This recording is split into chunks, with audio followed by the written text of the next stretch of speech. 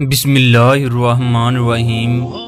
दोस्तों, खाना काबा में एक वीडियो तेजी से वायरल हो रही है। ये आदमी हतीम की दीवार पर सर रखकर दाढ़ें मारकर रो रहा है।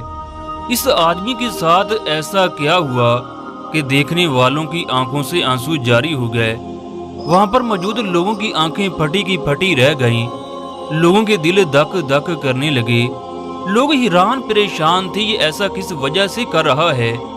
इसने ऐसा कौन सा गुनाह किया है जिसकी वजह से इसकी चीखों की आवाजें दूर दूर तक सुनाई दे रही हैं। इसी दौरान किसी ने इस वीडियो को बनाकर सोशल मीडिया पर डाल दिया।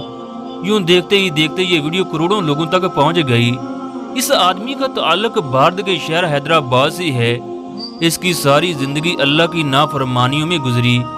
शरेआम शराब जुआ खेलना ये तो मामूली काम थे। एक दिन इस आदमी ने एक बेवा औरत के घर में डाका डाला।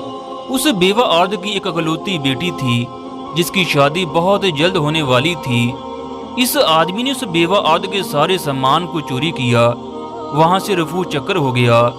रात को शराब पीकर मस्ती के आलम में सो रहा था तो वो औरत इसके ख्वाब में आई। कहने लगी, मेरे मुसलमान भाई, तू कैसा मुसलमान है जो अपनी ही बहन के घर में डाका डाल रहा है।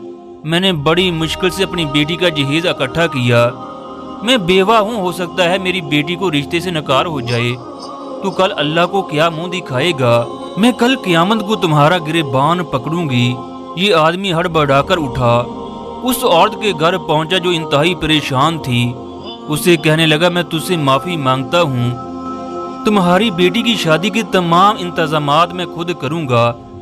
फिर उसने उस लड़की को जहेज का सारा सामान खरीद कर दिया और बड़ी ही धूमधाम से उसकी शादी करवाई। इसके बाद ये खाना काबा आया, यूं अपने गुनाहों की माफियां मांगने लगा।